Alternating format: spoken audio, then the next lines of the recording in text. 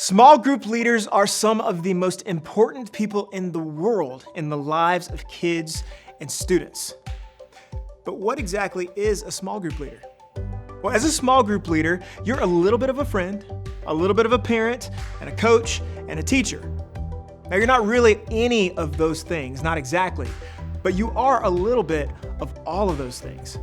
Basically, it's a small group leader's goal to influence kids and students to have an authentic, everyday faith. And if you want kids to have a big faith, you have to lead small. So what does it mean to lead small? It means investing strategically in the lives of a few over time so you can help them build an authentic faith. And there are 5 things a small group leader can do to help make that happen. Number 1, be present. Connect their faith to community. Now you can do this by showing up predictably and mentally and randomly. It means you're in their lives consistently, that you're fully present when you're with them, as in you're not distracted by your phone. And that you sometimes surprise them outside a small group too, like at their soccer game or even just sending a postcard. Number 2, create a safe place. Clarify their faith as they grow. You create a safe place by leading the group in a way that creates a foundation of acceptance and confidentiality and honesty. Remember to respect their process because with faith, there's no finish line. It's a continual process you're shaping through time and life experiences. And remember to guard their hearts, especially when tough stuff happens, meaning you know when there's a situation where you should seek the help of your ministry leader or someone in an authority position. Number 3, partner with parents. Nurture an everyday faith, a faith that exists outside of small group.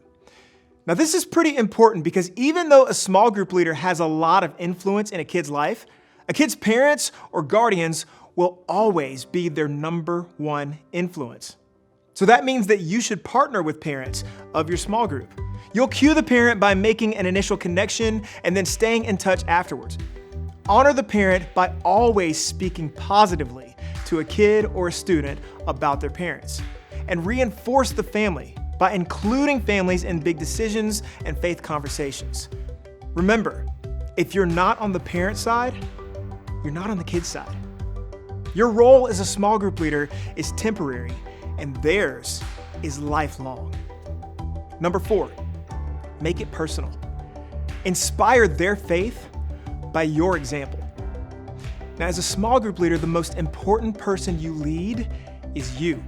So if you're going to lead, you need to live in community, set priorities, and be real. It's about the example you're showing them through your own life. Your small group has a front row seat to your life. So the question is, what are they watching? What if your personal growth could be a catalyst for what God wants to do in their lives? And number 5, move them out. Engage their faith in a bigger story.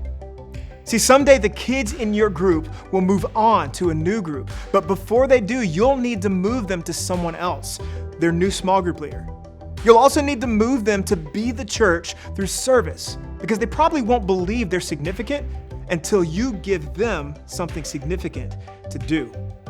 And then you'll need to move them to what's next, whether it's starting school or going to middle school or getting their driver's license or graduating. It's up to you to make transitions for your few as smooth as possible.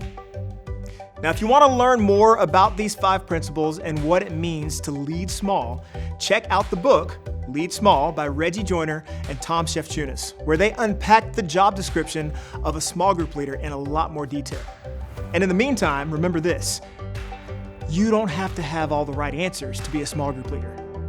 Being a great small group leader is actually pretty simple. It's about remembering that the kids in your small group aren't problems to be solved.